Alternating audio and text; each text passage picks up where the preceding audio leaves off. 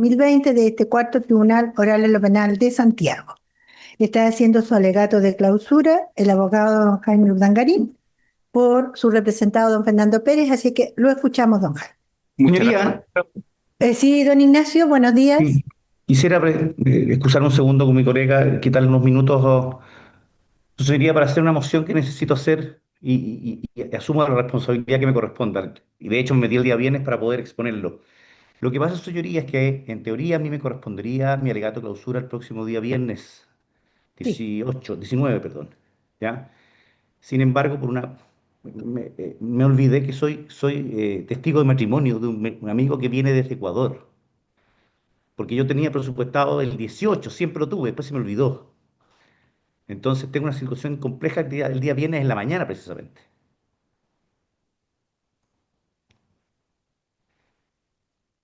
¿Y cuándo lo podría hacer? El lunes, señoría, no tengo ningún El lunes problema. 22. Sí, ningún Don... problema. Sí, sigue don Yerko. que el miércoles 24 no lo voy a poder hacer en un día. Tendríamos que corrernos todo, porque después de usted viene don Washington. Ahora, ¿y si parte usted el viernes, don Yerko? Eso, no, porque es que el jueves está No, vacío no. en teoría, No, señoría. no, pero no puede don Ignacio partir don Yerko el miércoles. O sea, perdón, el viernes. Nos corremos. ¿Y habla con don Washington? No, no sé, pero no creo que tenga problema, guacho. Porque va a estar. Entonces,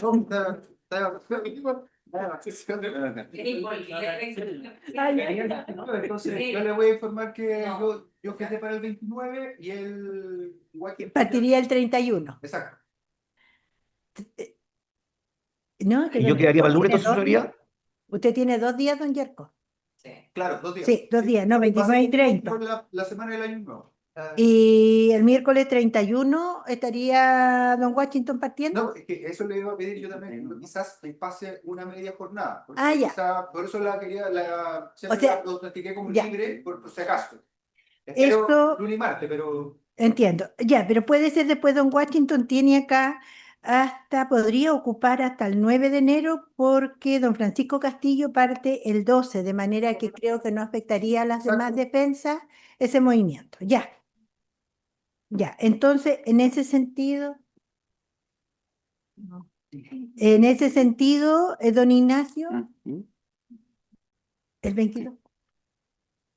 Don Ignacio, entonces en ese sentido no habría problema, entendiendo la situación que le afecta, y haría usted su alegato el 22 de diciembre. Así es. Ya, perfecto. Quedamos en Eso, ese señoría. entendido entonces y se correría don Yerko y don Washington en los términos que hemos indicado. Ya, Gracias, señoría, gracias a los demás intervinientes. Queríamos con un receso de 23.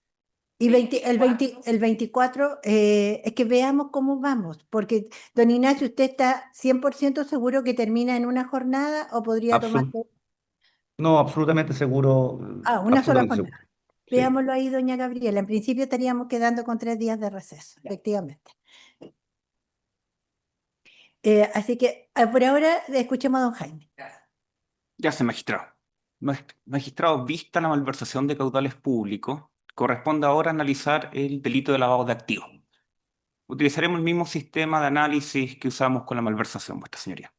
Como previo, debemos establecer que el delito de lavado de activos es un delito complejo, difícil de abordar, extremadamente rico en discusiones teóricas y jurisprudenciales, pero que desgraciadamente en los últimos tiempos se ha intentado asimilar al mero uso del dinero, particularmente por los persecutores con objeto de simplificar, quitando toda discusión al tema y generando un problema grave de interpretación y aplicación del delito mismo. Y esto genera una discusión vacua. No compartimos dicha idea, vuestra señoría. Creemos que el lavado de activos es un delito interesante, complejo y nos enfocaremos en ello. Todos tenemos la idea de lo que es un lavado de activos. Se nos viene inmediatamente a la mente escenas de películas, de libros, de series, como por ejemplo la imagen clásica de los años 30 con Al Capone y sus lavanderías. De ahí diría su nombre, el lavado de dinero diría las lavanderías de Al Capone, o es el mito. O la imagen de millones de dólares lavados por Al Pacino en Scarface, cara cortada. Pero ahora, el lavado de activos ha tomado caretas mucho más complicadas que no se dan a este juicio, usando, por ejemplo, criptomonedas, coleccionables e incluso cartas Pokémon. La Yakuza lo utiliza en Japón para lavar dinero cartas Pokémon, para realizar los ilícitos base y lavar los dineros. Desgraciadamente, no tenemos tiempo para analizar la historia del lavado de activos, pero al menos debemos ver sus requisitos y sus elementos normativos. Bueno, señoría, se dará cuenta que este tema es muy interesante para mí y trataré de mantener los datos anecdóticos en lo mínimo, pero no puedo negar que el tema es fascinante. Sabemos que el delito en cuestión, desgraciadamente, no tiene un desarrollo muy acabado en doctrina y jurisprudencia chilena. Sí, eso es verdad. Pero tiene un alto desarrollo en legislaciones comparadas, particularmente Estados Unidos. Y dicha legislación, jurisprudencia y doctrina ha influido en Chile. Y es precisamente atendido que Chile se comprometió con tratados internacionales contra el crimen organizado, es que se perfecciona y se crea la ley 19.913. Y eso así quedó expreso en la discusión legislativa cuando se presenta este proyecto. Y voy a citar textualmente. En segundo término, existen consideraciones de orden internacional, cuáles son los compromisos asumidos en tratados suscritos por nuestro país, como la Convención contra el Crimen Transnacional Organizado, y las obligaciones internacionales adquiridas por la incorporación de nuestro país al Grupo de Acción Financiera de Sudamérica, cuya presidencia ejerció Chile de diciembre del año 2001. Que el fin de la norma o el bien jurídico protegido, si bien es discutible, podemos decir que tiene por objeto proteger el sistema financiero formal. Y esto se deriva de las normas de protección de la misma Ley 19.913. Por ejemplo, en el artículo primero que establece crearse la unidad de análisis financiero con objeto de prevenir e impedir la utilización del sistema financiero y de otros sectores de la actividad económica para la comisión de algunos de los delitos descritos en el artículo 27 de esta ley. Ahora, señoría, pasaremos a la definición de lavado de activos.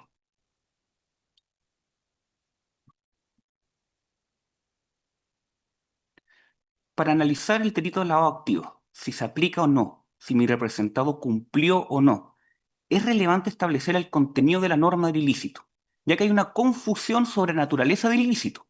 Como primer punto, y desde ya debo ser explícito que como introducción diremos que las conductas de la letra A y B del artículo 27 son absolutamente distintas una de la otra, con requisitos típicos propios y que los acusadores no han explicitado ni probado, generando un problema de congruencia y que además no se cumplen con los requisitos típicos del artículo 27, letra A. El mismo tipo penal reza en lo pertinente en la letra A. El que de cualquier forma oculte o disimule el origen ilícito de determinados bienes a sabiendas de que provienen directa o indirectamente de la perpetración de hechos constituidos de alguno de los delitos contemplados en la, y ahora da un catálogo muy largo de normas que no lo voy a leer, y después la letra B dice, el que adquiera, posea, tenga o use de los referidos bienes con ánimo de lucro, cuando el momento de recibirlos ha conocido su origen ilícito. Como un paréntesis, vuestra señoría, hay que establecer que en la redacción original de la Ley 19.913, el delito de lavado de activos se halla en el artículo 19, estableciendo desde sus inicios los párrafos 4, 5, 6 y 9 del título quinto del libro segundo del Código Penal, que incluye la malversación de caudales públicos y el fraude al fisco. Por lo que podemos existía desde el 2003 este delito, es un paréntesis. Como primera tesis de lavado de activos por esta defensa, consideramos que los persecutores, al momento de establecer como iguales las conductas letra A y B del artículo 27, sino hacer un análisis de las conductas imputadas, solo haciendo menciones a veces de que mi representado ocultó o disimuló o adquirió o justificó, sin establecer los requisitos propios del mismo, de aquellos elementos normativos, confunden las letras A y B y hacen imposible establecer conductas jurídico-penales relevantes. Explicitaré mi oposición de que las letras A y B son absolutamente distintas. Y al momento que no se separan y se consideran conductas no establecidas en el tipo penal, debe ser absuelto mi representado. La excelentísima Corte Suprema, en un fallo reciente, 25.463/2004, ha establecido la diferencia explícita en las conductas. Este magistrado no se lo ha entregado todavía, pero los tengo acá para conocimiento. Y voy a citar textual.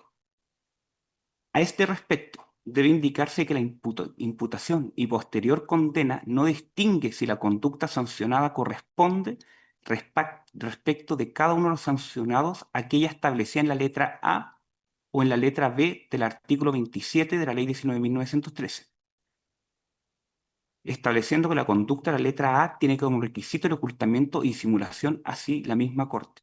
No puede constituir la conducta penada en el literal A, que sanciona a que el de cualquier forma oculte o disimule el origen ilícito de determinados bienes, a sabiendas de que provienen directa o indirectamente de la perpetración de hechos constitutivos de alguno de los ilícitos contemplados en la Ley 20.000, dado que el depósito en la cuenta bancaria, en particular si es a la vista, permita a su titular utilizar ese dinero cuando lo necesite, siendo por tanto una herramienta de administración del dinero y no una que busque ocultar o disimular su origen. Y separa la conducta de la letra B y establece la Corte. La letra B no sanciona a quienes hayan realizado la actividad ilícita de tráfico, el delito base, sino que está encaminada a castigar a terceros que adquieran, posean, tengan o usen los referidos bienes con ánimo de lucro, cuando al momento de recibirlos han conocido su origen ilícito. La redacción sugiere entonces que el tercero, que no cometió el ilícito, usa esos bienes con ánimo de lucro si al momento de recibirlos sabía de su origen ilícito. Lo anterior se refuerza con lo dispuesto en el artículo 4 de la norma, ya que sanciona a quien haya cometido alguna de las conductas descritas en las letras A o B sin conocer el origen de los bienes por negligencia inexcusable. Este fallo, vuestra señoría, sigue la legislación en que existen distintas formas de lavar dinero. Obviamente, para el testaferrero o el cuentacorrentista, el uso del mismo, o podría ser inclusive en legislación comparada, el fin de engañar al sistema financiero. Por ejemplo, en Italia el fin es engañar al sistema financiero.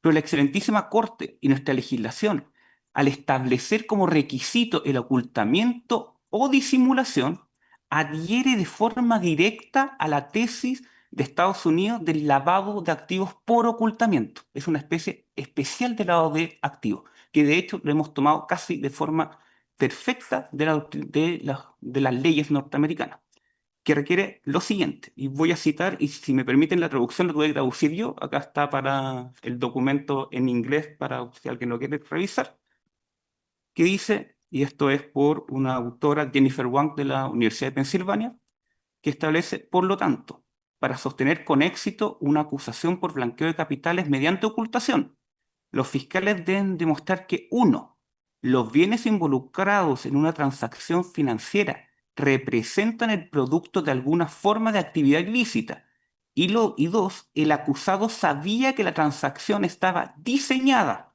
en todo o en parte para ocultar o disfrazar la naturaleza, la ubicación, la fuente, la propiedad o el control de los productos ilícitos. Los términos diseño e intención pueden equipararse en este contexto porque la norma deja claro que debe haberse pretendido que el esquema ocultara los productos o que el esquema estuviera diseñado de tal manera que la ocultación fuera la intención del mismo. Esto, a juicio de este defensor, es claro, que la jurisprudencia ha establecido la diferencia entre las conductas. Entonces, debemos desde ya establecer que las conductas de la letra A son distintas a la letra B. Y entiendo que como mi representado lo están alegando como autor de un delito base, no puede ser aplicado la letra B, sino que tenemos que discutir siempre en virtud de la letra A. Esto por la jurisprudencia de la excelentísima Corte Suprema de Chile.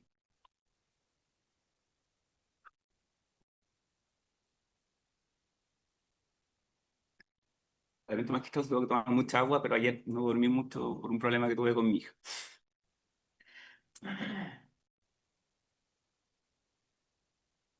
No, esto no. Desgraciadamente se enfermó Leonor en la noche, entonces no me dejó ir.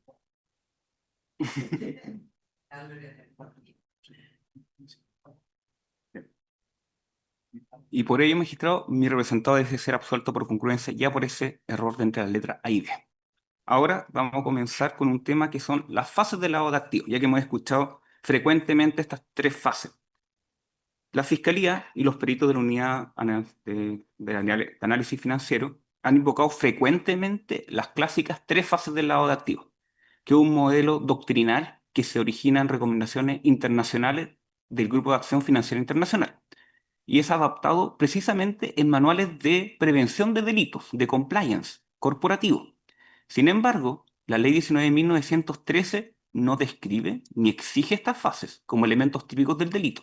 Se trata de un esquema descriptivo primordialmente orientado a la prevención y detección por parte de sujetos obligados, bancos, inmobiliarias, automotrices, entre otras, más que la responsabilidad penal del autor del delito base o incluso del lavado de activos. De hecho, en otras legislaciones, el solo hecho de pasar información de recibir dinero sin cumplir con las normas es responsabilidad penal directa de la empresa o institución que lo realiza. Pero nos han hablado de forma reiterada los persecutores y la UAF de que las siguientes fases, que son, primero, la colocación, que sería la introducción de fondos ilícitos en el sistema financiero legal, mediante depósitos en instituciones financieras o conversión en otros activos, con el riesgo principal de detección en esta etapa inicial. B, no habrán de estratificación o ocultamiento. Separación de los fondos de su origen ilícito a través de transacciones complejas y múltiples, transferencias internacionales, compra y ventas sucesivas, uso de sociedades pantalla, destinadas a diluir el rastro auditor y romper el nexo causal con el delito base. Y C, nos establecen la integración, la reincorporación de los activos lavados a la economía legal con apariencia de legitimidad, permitiendo su uso libre, que son inversiones en bienes raíces, negocios ilícitos o incluso de consumo, diría la integración. Este modelo tripartito, aunque útil para compliance y análisis de riesgo, como señalan los informes de la UAF, entre otros, ha sido objeto de grandes críticas doctrinales por su enfoque preventivo más que punitivo. En doctrina chilena, por ejemplo, Balmaceda Hoyos, en el delito de lavado de activos en Chile, hace una reinterpretación restrictiva y bajo ese respecto hay que proponer filtros desde la dogmática al riesgo permitido y principio de taxividad. Se advierte que equiparar el delito a estas fases conlleva sobrecriminalización al no basarse directamente en el tipo penal del artículo 27, que sanciona conductas específicas de ocultamiento, disimulo o adquisición, posesión con conocimiento del origen ilícito. En el derecho comparado, particularmente estadounidense, la influencia reconocida en la historia legislativa, como lo vimos, la jurisprudencia federal enfatiza que el lavado de activos no es un estatuto de gastar dinero. El mero gasto o integración visible de procedencia ilícito no prueba la intención de ocultar. Un caso famoso que es Estados Unidos contra Marshall. Por ejemplo, que está hablando de compras ostentosas de Rolex y joyas con fondos robados, no infiere diseño de ocultamiento. Requiere prueba positiva de diseño intencional para disfrutar. Si quieres, podemos hacer un receso.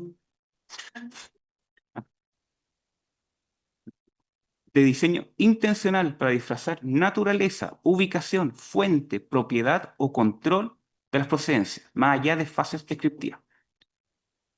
Así, invocar estas etapas para imputar lavado de activos confunde la prevención con la tipicidad penal, perpetuando una interpretación expansiva no anclada en el texto legal. En el caso concreto, las conductas acreditadas corresponden al agotamiento consumado del delito, sin actos positivos de ocultamiento o certificación que configuren autónomamente el lavado de activos. Y ahora me voy a dedicar directamente a lo relevante, que es la definición de ocultar o disimular el origen ilícito.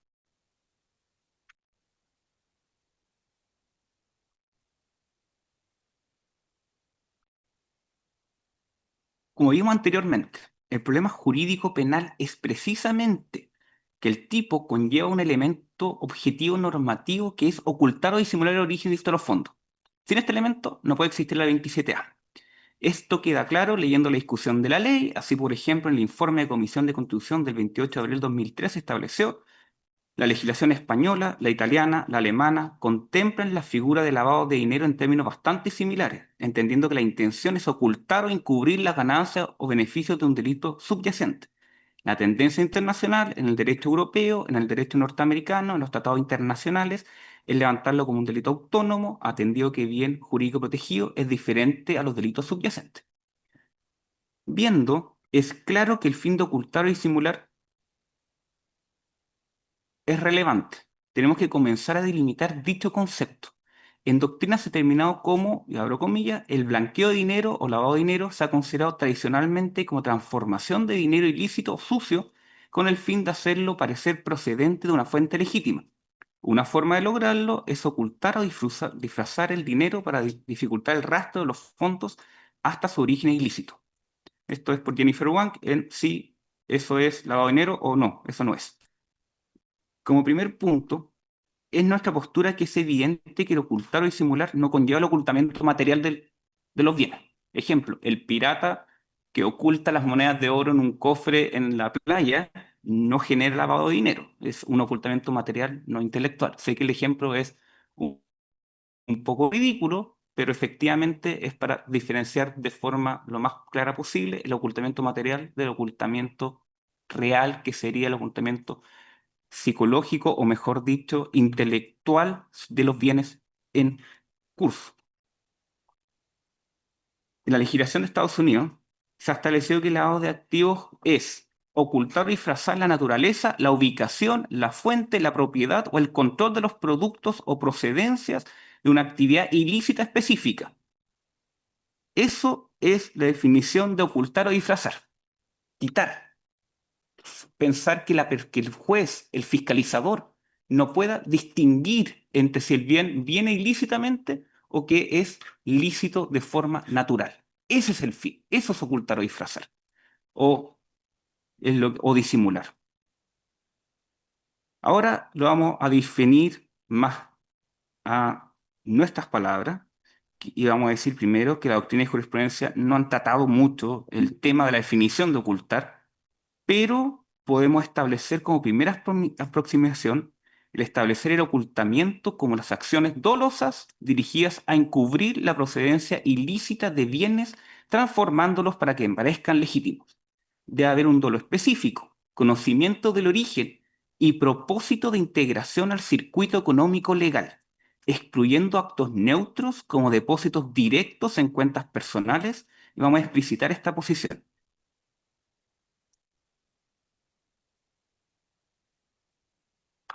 ¿Me permite 2 minutos? Gracias.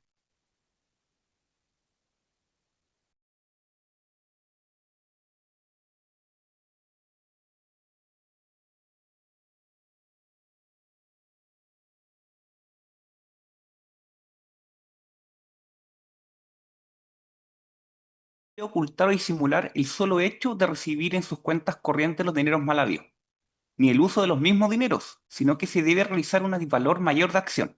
Esto es, como dije, ocultar y disimular. Así, en jurisprudencia de Norteamérica se ha señalado que es importante señalar que la norma de 1956 es una norma sobre blanqueo de capitales y no una norma sobre gasto de dinero. El mero gasto de productos ilícitos no proporciona automáticamente una base para una condena por blanqueo de capitales. La ocultación o el disfraz de los fondos y no su gasto es lo que está prohibido por la norma. Además, depositar fondos o comprar activos a nombre de otra persona tampoco es ilegal por sí solo, pero cuando se considera junto con otras actividades legales pero sospechosas, puede dar lugar a una inferencia de blanqueo de capitales. Y esto es lo relevante. La intención es lo que debe primar en el ocultamiento o la disimulación, el elemento subjetivo. Y así, como dije, no es ocultamiento gastar dinero. Se ha enfatizado que el estatuto de lavado de dinero no es un estatuto sobre gasto de dinero. La compra de bienes personales con procedentes ilícitas por sí sola no demuestra intención de ocultar. Por ejemplo, en el United States versus Marshall, el acusado robó dinero a un cajero automático, que luego utilizó para comprar un reloj Rolex, una pulsera de tenis de diamante y vinos de millones de dólares. El tribunal determinó que el gobierno no podía inferir intención de disfrazar el dinero en violación de la sección 1956. Declaró que el Congreso no pretendía que esta ley se tratara como un estatuto sobre gasto de dinero y que el gobierno debe producir más evidencia que el simple hecho de una compra minorista utilizando dinero obtenido ilegalmente para probar el elemento de intención de disfraz. Por lo tanto, demostrar que un acusado gastó fondos ilícitos no es un camino viable para los fiscales en caso de lavado. Eso nos están diciendo en jurisprudencia norteamericana, que deberíamos tomarla, por supuesto, para poder darle sentido a la norma del 27A y liberarla de la letra B. Sabemos entonces que los tribunales han establecido en Estados Unidos que típicamente la situación en la que los acusados utilizaron los productos que compraron con su procedencia ilícita de manera abierta y conspicua no satisfacen el elemento de intención de ocultar. La racional detrás de estas decisiones parece ser práctica, en el sentido de que si un acusado ostentaba sus ganancias mal habidas de una manera tan obvia, entonces no habría tenido intención de ocultarlas. Por supuesto, todo esto queda sin efecto si hay evidencia en el registro de una intención clara de ocultar a pesar de usar sus compras de forma abierta y obvia. Esto también se remite al punto que la sección de 1956 no es un estatuto sobre gasto de dinero. Esto tenía jurisprudencia, se ha conciliado en distintos circuitos federales en Estados Unidos y también en Europa, donde se exige evidencia de un diseño en todo o en parte, más allá del mero flujo financiero derivado del delito base. El esfuerzo inevitable por ocultar cualquier crimen no transforma toda transacción posterior en lavado de activos. Entonces, ahora voy a resumir lo anterior, magistrado, y voy a concretizarlo. Por ello, debemos entender entonces que el lavado de activos tiene un disvalor de acción mayor, actos de ocultamiento. ¿Y cuáles podrían ser estos? ¿Cuáles podrían ser los indicios basados en todo lo que hemos dicho? Sino que, uno, usar transacciones financieras inusuales. Una transacción financiera que es usada para ocultar o disimular el origen ilícito, como lo sería, por ejemplo, un vendedor de drogas que le paga a su abogado una alta suma de dinero por medio de un cheque de un banco israelí bajo un nombre falso. Esta es una causa de Europa. Efectivamente, ahí el dinero ya se pierde. Es un elemento de una transacción financiera absolutamente inusual. Y esto podría ser un indicio de que hay lavado de dinero. Segundo, transacciones abiertas o conspicuas. Generalmente no generan fuerza para intentar ocultar o disimular, pero sí podría hacerlo si el fin es engañar a los fiscalizadores. Fiscalizadores me refiero al Servicio de Impuestos Internos, a la UAF, a los bancos, a los niveles de compliance de la inmobiliaria, de la automotriz, etc. Así, por ejemplo, en un fallo de la 10ª Corte de Distrito se establece que hay una transacción particular que tiene que buscar que tiene, que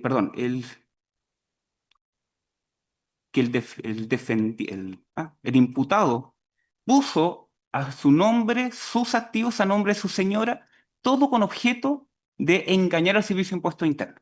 Eso se tiene que demostrarse. Entonces, sí, una compra conspicua o incluso abierta que se hace a nombre propio, el fin tiene que ser engañar o simular a los fiscalizadores.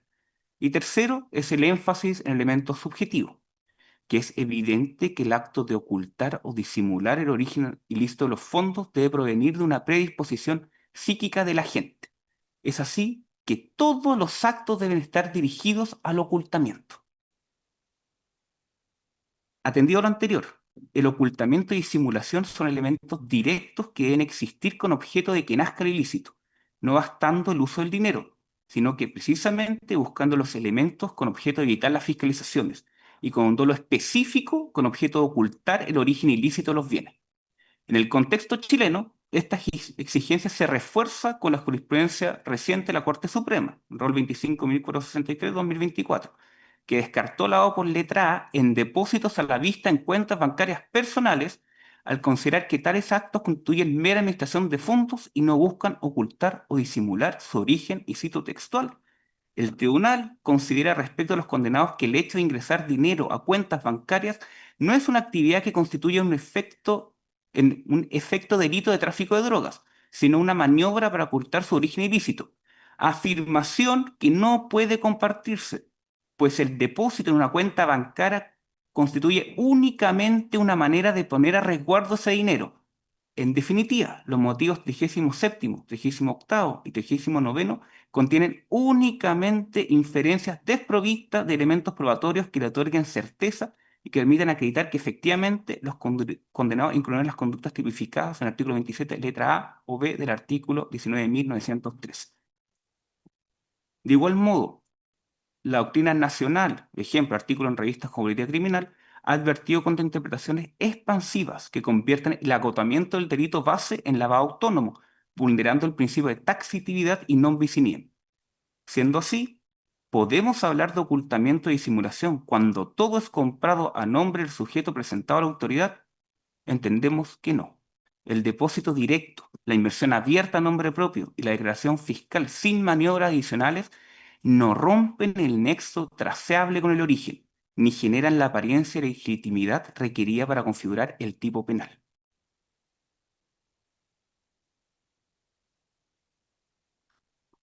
Otro tema relevante a tratar, vuestras señorías, es cuándo se consuma el ilícito del lavado de dinero, atendido que no es un delito permanente, no es un delito eterno, y si la Fiscalía utiliza los tres fases, la colocación, estadificación e integración, estas etapas no solucionan el problema, atendido que se consumaría cuando se integra al mercado formal, retirándose el dinero ya lavado. O sea, tendríamos un delito eterno. Si seguimos esa lógica, sería eterno, ya que el delito estaría siempre integrándose al mercado formal, sea por los réditos o la misma naturaleza del bien. Esta interpretación expansiva generaría un delito imprescriptible o de efectos permanentes, contrariando principios constitucionales de culpabilidad personal, proporcionalidad y taxatividad penal, además de vulnerar el principio del non bis in idem al suponer castigo indefinido al delito base ya consumado. ¿Por qué digo de esta forma tan categórica? Porque cuando el dinero ingresa a una cuenta corriente y si eso el Ministerio Público, el Consejo Fiscal del Estado consideran que ya se ha sido un acto de dinero, entonces el dinero estaría siempre dando vuelta. Como todos sabemos, el dinero fungible, el dinero que yo saco del banco, no es el mismo dinero que deposité. Por lo tanto, el dinero siempre estaría generando rédito y el dinero nunca, jamás terminaría de consumar el delito de lavado de activos. Entendemos entonces que la consumación se cumple cuando el requisito típico del ocultamiento de simulación se lleva a efecto. Esto es cuando se aleja el bien de origen ilícito del sujeto activo, ocultándose del fiscalizador y del mercado formal. El delito de lavado bajo el artículo 27 de la Ley 19.913 se consuma al ejecutarse, por supuesto, la conducta típica, sin requerir integración completa como elemento esencial. En derecho comparado internacional, la jurisprudencia federal establece que el lavado de dinero se consuma con la ejecución de cada transacción financiera diseñada para ocultar o no el delito base. No es un delito continuado indefinido. Cada acto separado se consuma independientemente. Tiene que venir las ganancias de un delito base, completada, una fase completada antes de la base. La Corte Suprema norteamericana rechaza que sea permanente por mera integración posterior. En la doctrina chilena, aunque la jurisprudencia específica sobre consumación es limitada, se critica el modelo tripartito como preventivo más que punitivo, advirtiendo contra convertir lavado de dinero en delito permanente que evite prescripción. Como vimos anteriormente, la Corte Suprema exige maniobras activas de ocultamiento, sin extenderlo a integración indefinida. Así, en concreto, un sujeto que le pide a un tercero que compra a su nombre un bien, sacando un crédito de consumo para ello, y así se le paga, esto generaría una disimulación del bien, consumándose el delito en dicho momento. Ejecutándose así, los productos del ilícito pueden subsistir, pero no el ilícito mismo, ya que se cumplió con el requisito típico y las operaciones posteriores neutras o abiertas, inversiones declaradas, réditos lícitos, entre otros, no reviven ni prolongan el delito consumado, evitando responsabilidad eterna y respetando la prescripción ordinaria.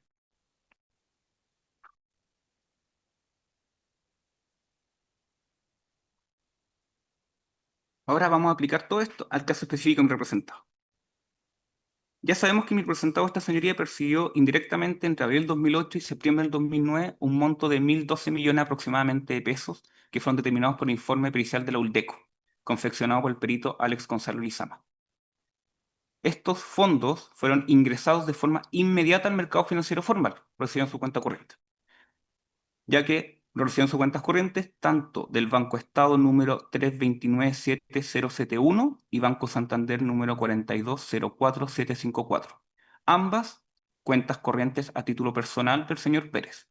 Además, recibió transferencias o documentos bancarios, cheques depositados por mi representado, el señor Sarabia, y el testigo de la Fiscalía, el señor Latrille, de sus respectivas cuentas corrientes personales.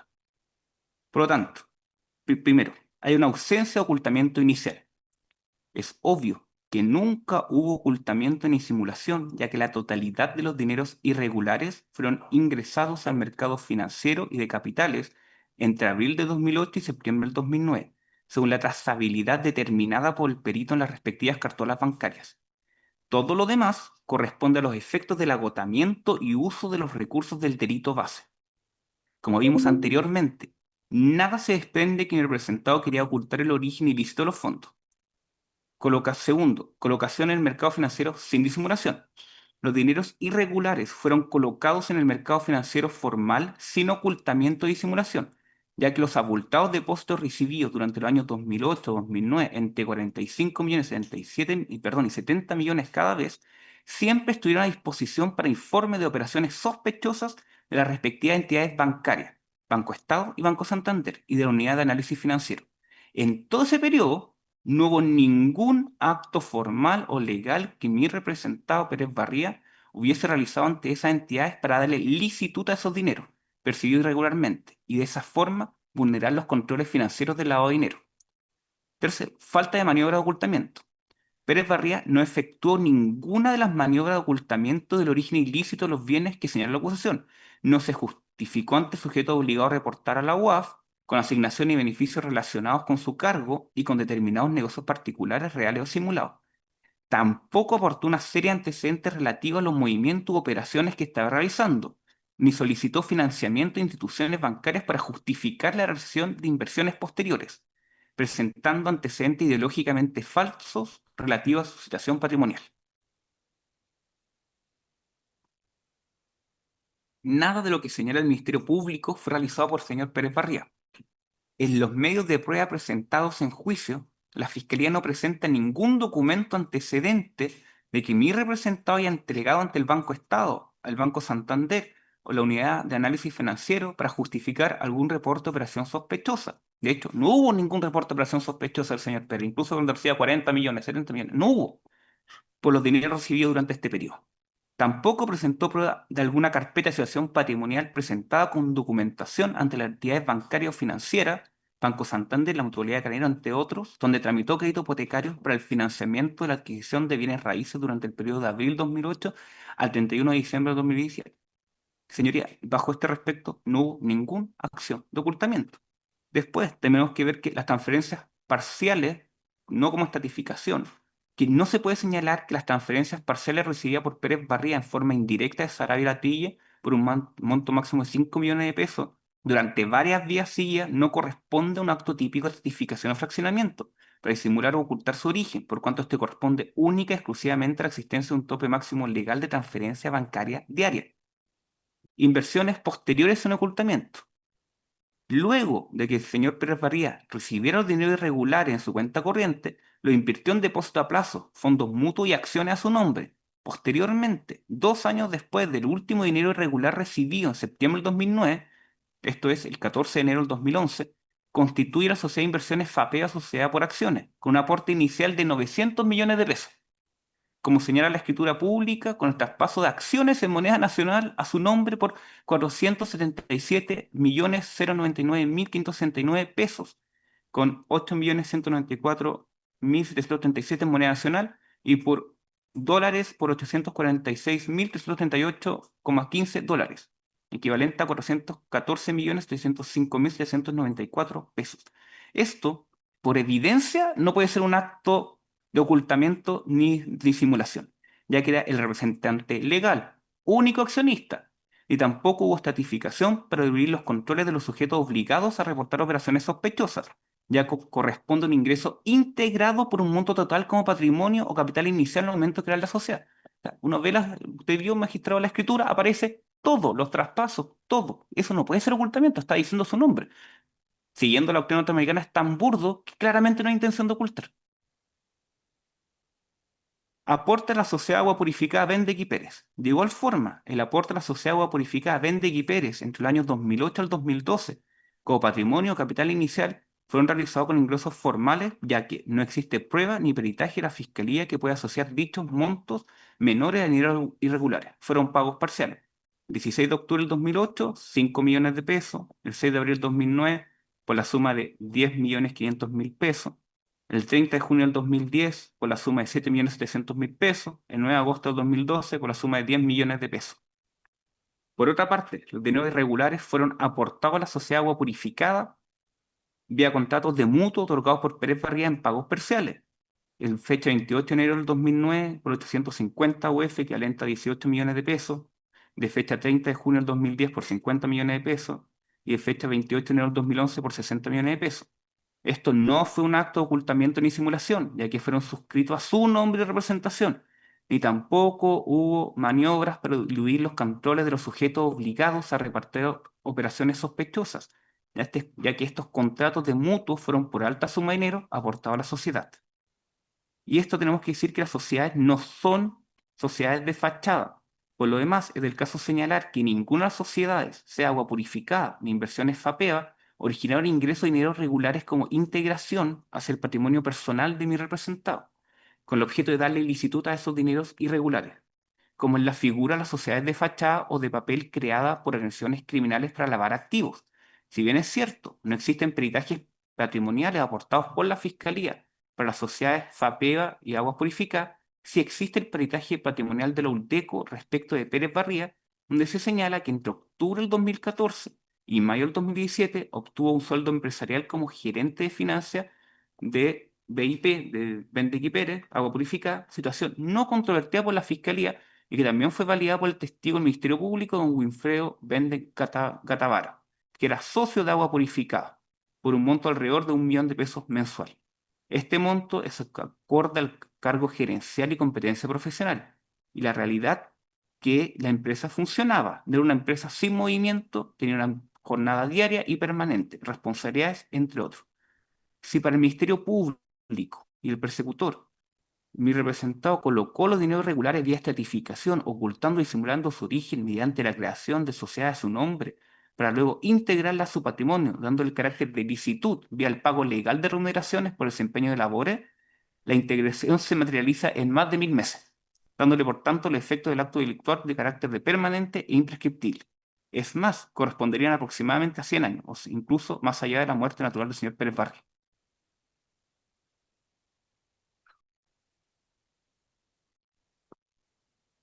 Magistrado, ¿podemos hacer un receso de 5 minutos y volvemos a las 10? Gracias.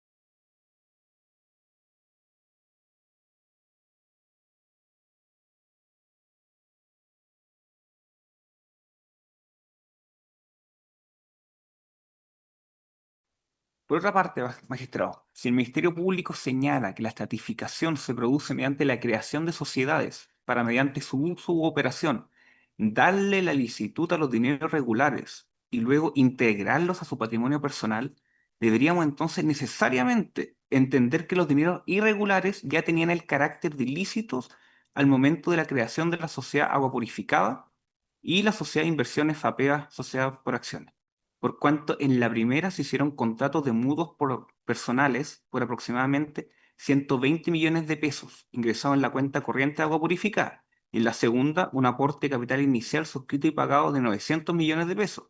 Es decir, fueron ingresados en cajas o eran disponibles en la cuenta corriente de la sociedad FAPEA. Ambos actos declarados en la iniciación de actividades y demás obligaciones legales ante el Servicio de Impuestos Internos. Si los dineros no hubiesen tenido a esa fecha un carácter de lícito, esa es una razón hipotética, por el monto de cada uno de ellos, 120 y 900 millones de pesos, el Servicio de Impuestos Internos habría citado al señor Pérez para que justifique el origen o la fuente de financiamiento de dichos recursos, situación que no sucedió en la especie. Y el señor Pérez hubiese estado acusado además de un delito tributario y pidiendo que superasen los 60 años de cárcel que ya le están pidiendo, por cuanto estos están acordes a las operaciones realizadas por el señor Pérez Barría durante los años 2006 y 2010, y conforme a las rentas declaradas en el formulario 22 global complementario durante los años tributarios 2007-2011, correspondiente a los ingresos de renta recibidos entre el año 2006 y 2010 que ya presentamos. Por tanto, siendo ya esas fechas considerados dichos montos como parte del patrimonio personal del señor Pérez Barría y debidamente acreditados ante el ente fiscalizador, como sucede en este caso con el Servicio de Impuestos Internos, eran ingresos declarados ante el fiscalizador. Todas las operaciones realizadas por Pérez Barría fueron con trazabilidad a través del Banco Estado cuenta corriente 329-7071 y Banco Santander 4204754-6. Todas a su nombre, nunca a través de terceros, siempre a disposición y visualización del organismo de fiscalización, no habiendo efectuado ninguna acción con el fin de ocultar estas operaciones. Se desconoce las razones por las cuales los organismos de control no reportaron operaciones sospechosas respecto de Pérez Barría durante el periodo comprendido del 2008.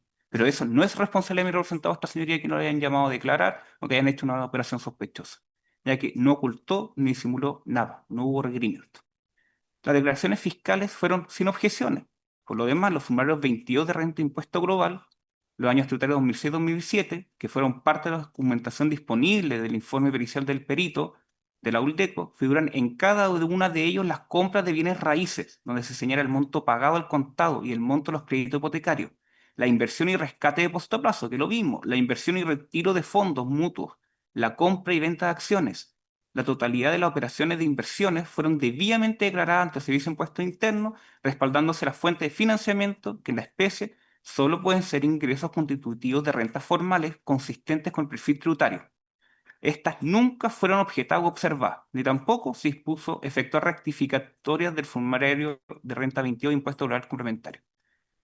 Declaración de patrimonio sin ocultamiento. Esto es más relevante todavía, vuestra señoría. Es el caso de señalar que la declaración de patrimonio que mi representado presenta en su servicio público, primero de fecha 2 de enero del 2011 y al cese de cargo el 21 de septiembre del 2012, documentos firmados ante notario y entregados en su momento entre Dirección Nacional del Personal de Carabineros de Chile y la Contraloría General de la República, y que además el fiscal José Morales tuvo a la vista en la investigación de error 2011, lo cual lo hablaremos más adelante. Se considera la totalidad del patrimonio del señor Pérez Barría, con la totalidad de los bienes raíces, los vehículos, la participación en sociedades, inversiones en acciones nacionales y extranjeras, fondos mutuos, depósito a plazo, saldo en cuentas corrientes, préstamos por crédito hipotecarios en Mutualidad de Carabineros y Banco Santander de Chile, préstamos habitacionales sin hipoteca, Fondo del Ahorro de Carabineros de Chile, Departamento de Acción Social de Carabineros de Chile, préstamos de consumo del Banco Santander, línea de crédito y tarjetas de crédito del Banco Estado y Banco Santander. Es decir, con todo esto, señoría, nunca se puede decir que hubo ocultamiento o disimulación del patrimonio personal del señor Pérez Barría. Esto lo demuestra, señoría. Mi representado cometió un delito, sí, pero no tenía ni la intención de ocultar ni de disimular y no hubo ocultamiento y disimulación. Todo esto no queda más que claro. Señoría, voy a partir ahora con lo que se llama la crítica del informe pericial de la UDECO. Si le pido que adelantemos el receso, puesto me siento muy cansado, magistrado.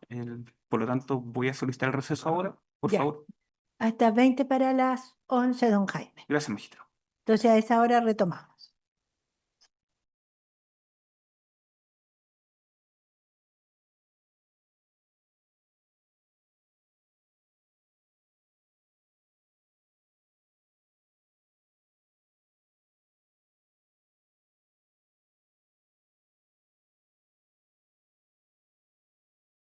Un poco más de receso, por favor, le pido comprensión por ello. Bien, magistrado, vamos a comenzar con la crítica general al informe pericial de la ULDECO. Esta parte advierto que va a ser un poco más densa y no tan fluida como la de anterior, y aquí son varias cifras, números, entre otras cosas. Bien, el informe pericial de ULDECO del señor Pérez Barría, correspondiente al periodo de enero del 2006 al 31 de diciembre del 2017, fue confeccionado, como todos sabemos, por el perito Alex González Lizana, funcionario de planta del Ministerio Público, es decir, trabajador dependiente del mismo empleador del ente acusador. Este informe ya diremos que es sesgado, falta de objetividad y consistencia, debido a la metodología arbitraria utilizada para determinar el perfil económico del acusado. Tal sesgo disminuye notoriamente las disponibilidades financieras y económicas de mi representado, afectando gravemente la evaluación de su capacidad para financiar operaciones de inversión y desembolsos relevantes durante el periodo periciado. Como primer punto relevante, hay una omisión del patrimonio inicial al 1 de enero del 2006, ya que el informe pericial no incluye la situación patrimonial de mi representado al inicio del periodo de análisis. Esta omisión metodológica hace parecer que Pérez Barría recién nace como contribuyente sujeto económico en dicha fecha, cuando en realidad sabemos que ingresó a Carabineros de Chile el año 1983, acumuló 23 años de servicio al 1 de enero del 2006, percibió remuneraciones formales durante todo ese tiempo, declaró impuestos mediante el formulario 22 del impuesto rural complementario, formó un patrimonio personal acumulado en inversiones financieras, bienes muebles e inmuebles, gracias a su capacidad de ahorro de siendo soltero y sin hijos. Podemos ver primero los bienes que formaban parte del patrimonio inicial pre-2006, que fueron presentados como prueba. El informe no considera los siguientes activos adquiridos antes del 1 de enero del 2006. Haré una descripción del ítem, la fecha de adquisición, el valor y con qué prueba acumulada que nosotros lo establecimos. Primero, la casa de Paula Jaraquemada 154, Casa J, La Reina, rol 03300-00159, fecha de adquisición 30 de abril de 1997, por un valor de 2.781 UF.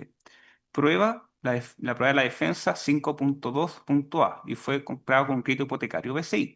Segundo, Camino Carampangue 5912, parcela 94, Isla de Maipo, rol 10-20-2000-114-00263, valor 10 millones de pesos, pago contado, la prueba la 5.3.a. Todas las pruebas de la defensa, magistrado. 3. Ezequiel Fernández 499, departamento 902, Ñuñoa. Rol 05632-00549. Adquiría el 14 de septiembre del 2000. Valor 1.650 UF. Crédito hipotecario BCI Defensa 5.5. Acciones en custodia corredora de bolsa Banco Santander, fecha de adquisición 31 de diciembre del 2005, valor 70.635.860, la prueba de la defensa número 90. También hubo omisión de ingresos formales no constitutivos de renta. El informe solo considera como ingresos formales aquellos declarados en el formulario 22 como rentas tributables según la Ley de Impuesto a la Renta, tales como rentas de segunda categoría, los artículos 42, sueldo y pensiones y honorarios. No considera otros ingresos formales no constitutivos de renta, que sí generan disponibilidad financiera para gastos e inversiones, aunque no estén grabados con impuestos, o al menos en esa época. Por ejemplo, la renta de arrendamiento es exenta. Los ingresos por arrendamiento de bienes raíces cumplen los requisitos del DFL2 y no eran renta hasta las leyes número 21.210 del año 2020 y 21.420 del 2022. Esta información estaba disponible en las cartolas bancarias entregadas por mi representado del 1 del 1 del 2007 al 31 del 3 del 2017. El perito tuvo acceso a la misma, como vimos, tuvo acceso a todas las cartolas. Los depósitos se realizaban mensualmente en la cuenta corriente 4204754-6 del Banco Santander vía cheque o transferencia, identificados a nombre de Corredora Grupo La Reina o Corredora Valenzuela FAES. Testigos en estrados que declararon sobre estas rentas fue Ricardo Pérez Olivares, del Grupo La Reina, y don Benedicto Gutiérrez Valenzuela FAES. Y tenían como bien en administración durante todo ese periodo lo siguiente: la propiedad de Ezequiel Fernández 499, departamento 902 Ñuñoa, entre los periodos junio del 2007 a octubre del 2008, con un canon mensual de 159.800 pesos a 164.786 pesos, tal como le declaró el testigo Benedicto Gutiérrez. Segundo, la casa de Paula Jaraquemada 154, Casa y La Reina, durante el periodo del 15 de noviembre del 2002 hasta la actualidad, con un canon mensual que variaba entre 282.000 pesos a 517.000 pesos al fin. Testimonio de Benedicto Gutiérrez, más la prueba de la defensa número 6. La casa de Paula Jaraquemada 154, Casa J. La Reina, del periodo del 7 al 2011 hasta la actualidad, con un canon mensual de 284.776 pesos a 524.823 pesos. El testimonio de mi propio representado Pérez, más el testigo Olivares, más la defensa 8, 9 y 103. La casa de Martín de Zamora 3371, departamento 1104 Las Condes, durante el periodo de enero del 2012 hasta la actualidad, con un canon mensual de 539.000 pesos hasta 794.736 pesos. Testimonio de mi representado Pérez, más el señor Olivares, más la prueba de la defensa 7, 9 y 103. Otros ingresos no tributarios ignorados. Por ejemplo, el concepto liquidación seguro de vida de la actual mutualidad de Carabineros de fecha 20 de enero del 2010 por un monto de 5.222.535 a la cuenta Santander 04754-6, la prueba de la defensa número 95 y 97. La devolución de excedente y reputación crédito hipotecario del Banco Santander, fecha 21 de abril 2011, por un monto de 1.092.091 pesos, y de 19 de mayo 2011 por 883.632 pesos. La cuenta Santander fue la prueba 42 de la defensa. Bono de permanencia de Carabineros de Chile, 17 del 10 2013, por un monto de 3.920.514 pesos, al Banco Estado, la cuenta ya nombrada, y la prueba número 94 de la defensa. También hay una inconsistencia en el tratamiento de venta de bienes. El perito solo considera como ingreso formal la utilidad neta en venta, que es el valor venta con el valor compra actualizado. Sin embargo, en el anexo segundo del peritaje, como vimos, en ciertas imágenes, con la 135, si no me recuerdo, hay una venta de bienes raíces el 2006-2017 por 235.326.390. La imagen 136 por venta de vehículos del 2006 al 2017 17, perdón, por 60.016.257 pesos. Esto, esta señoría, es inconsistente. Cuando alguien vende una casa o un vehículo, recibe el monto total de la venta, no solo la utilidad tributaria. Ese dinero está disponible para reinvertir. La utilidad solo tiene relevancia fiscal, no financiera. Nadie recibe la ganancia al vender un auto o una casa, recibe el precio de venta completo. Es así de simple. Cuando usted vende su casa, la compró a 100 millones de pesos, después la vende a 300 millones de pesos, usted no ganó 200 millones de pesos. Ingresos patrimoniales, los 300 millones de pesos. Eso es evidente y no se hace ese análisis. También hay una omisión de transferencias familiares. A pesar del análisis exhaustivo de las cartolas, el perito no considera las transferencias de la conviviente de años, doña Judith Vázquez Rosona, mi representado, que es coronel retiro de Carabineros, pensionada y preca, y pareja desde el año 87 con mi representado, que en el periodo 2006-2017 hay transferencias de mi representado por un promedio mensual de 1.162.595 pesos mensuales. Si lo vamos a 10 años, son 167.413.608 pesos, que son reembolsos, gastos comunitarios e inversiones familiares. Y también hay transferencias de mi representado a la señora Judith por un monto de 32.238.000 pesos, todo por gastos comunitarios, reembolsos, entre otros.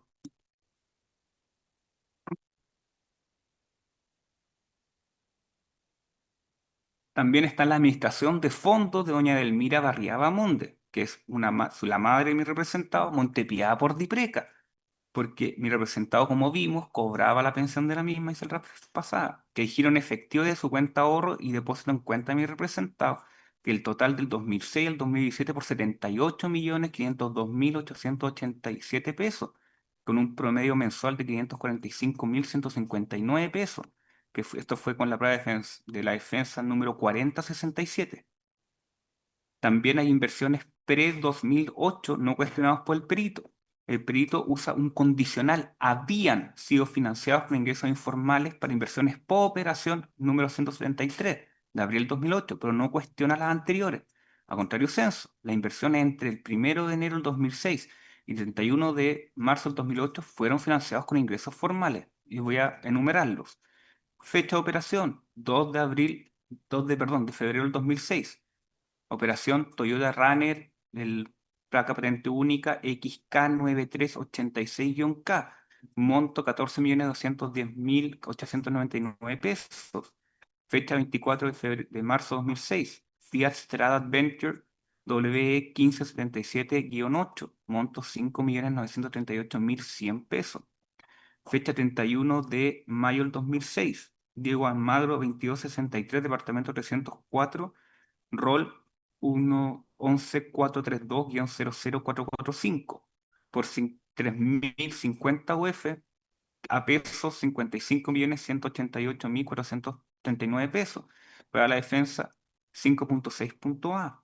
Fecha 17 del 8 2007. Operación Lautaro 60, departamento 304, rol 00016000051. por un monto de 91.885.724 pesos. Prueba de la defensa 5.4 punto A. Finalmente, la fecha 5 de noviembre de 2007, Operación Palmeras de Lonquén, parcela 95-A, por un monto de 15 millones de pesos. La defensa, prueba 5.3 punto B. También hubo inversiones post-2008 financiadas con ingresos formales.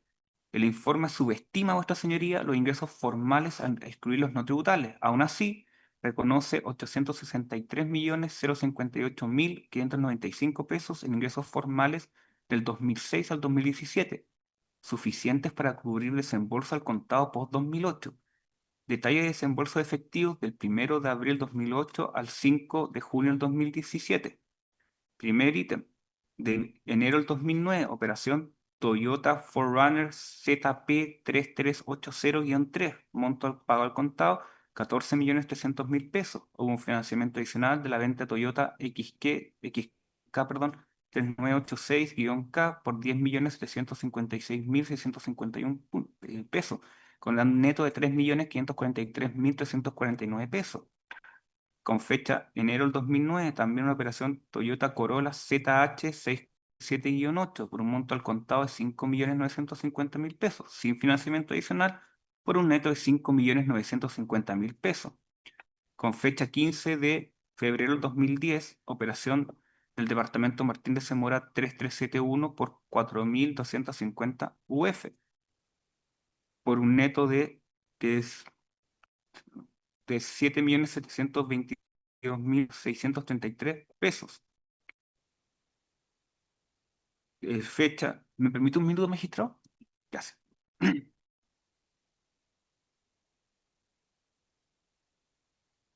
¿Puedo pedir, magistrado, 5 minutos que se me descuadró el cuadro? Sí.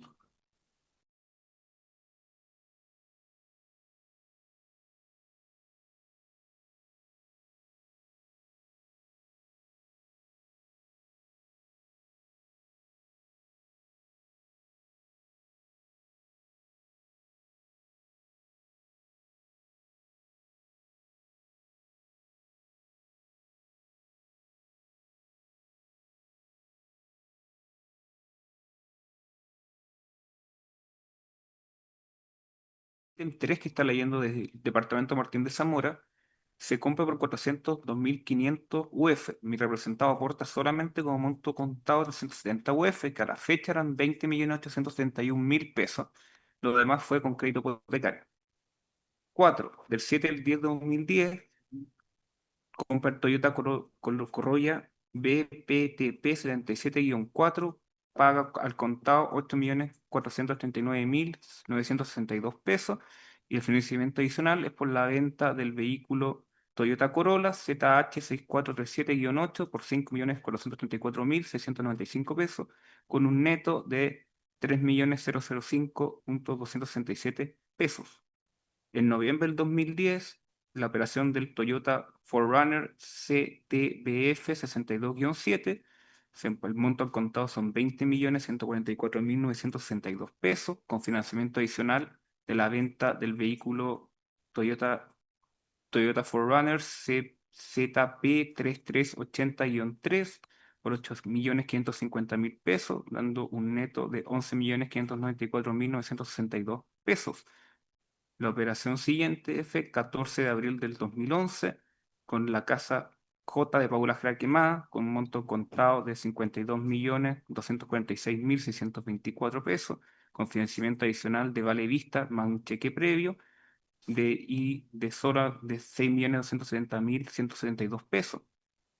Fecha 12 del 2011, la operación bodega número 9 Frutillar, con un monto contado de 1.123.386 pesos. Una operación adquirida en 2007 por 1.123.386 pesos. La siguiente operación del 3 de marzo, de marzo del 2012, Toyota Corolla DWBR 60-0, monto contado 10.323.260 pesos, con un financiamiento adicional por la venta del vehículo BPT P77-4 por 6.400.000 pesos, neto 3.923.260 pesos. La próxima operación de marzo del 2012, el sitio del retiro LTB2 por 18 millones de pesos, fue comprado con la venta del vehículo CTBF 62-7 por 19.199.911 pesos, por lo tanto no desembolsó ningún dinero adicional. El 7 del 2012, el sitio del retiro lote 1, por 10.905.000 pesos, se vendió el vehículo de alta patente única DWBR 60-0 por 9.675.000 pesos. Tuvo que desembolsar solamente 530.000 pesos adicionales. En febrero del 2012, el sitio El Retiro 4, por 10 millones de pesos, desembolsó los 10 millones de pesos, no hubo financiamiento adicional. Y en diciembre del 2010, el Toyota Yaris JGXL73-K, por 9.490.000 pesos, desembolsó 2.504.113 pesos, más un crédito a la MAF por 2.504.113 pesos. Total de desembolso al contado del 2009 al 2016 fueron 55.033.756 pesos. Estos fueron ingresos formales declarados mismo periodo según DECO de 349.258.682 pesos, sin contar no tributables. También el informe pericial omite el patrimonio inicial para 2006, los ingresos formales no tributables, los arrendamientos, seguros, bonos, ventas, transferencias familiares, todo lo que vimos anteriormente, vuestra señoría. Por lo tanto, el Ministerio Público no puede afirmar que el señor Pérez Barría carecía de capacidad económica para realizar las inversiones señaladas como uso del delito base. El propio delito usa el condicional habrían sido financiadas para inversiones post-2008, reconociendo que no está demostrado el origen ilícito. Todas las operaciones fueron financiadas con patrimonio personal, ingresos formales, tributarios y no tributarios y créditos hipotecarios legítimos. Los fondos irregulares están en FAPEGA y aguas purificadas. Eso es lo que es. Señoría, atendido que no me siento muy bien y terminado este punto, ¿podemos terminar acá? Sí, no hay ningún problema, don Freddy. Magistrado. Y esté tranquilo porque tenemos el viernes disponible por si no se sintiera bien, usted nos avisa. Gracias, magistrado. ¿De acuerdo? Gracias. Bien, entonces hacemos receso hasta mañana, siempre que usted nos avise de que está en condiciones. Sí, lo voy a decir. O sea, nos avise que no está en condiciones de venir. Así que en principio hacemos receso hasta mañana a las 9. Sí. No, tranquilo. Así que nos vemos mañana.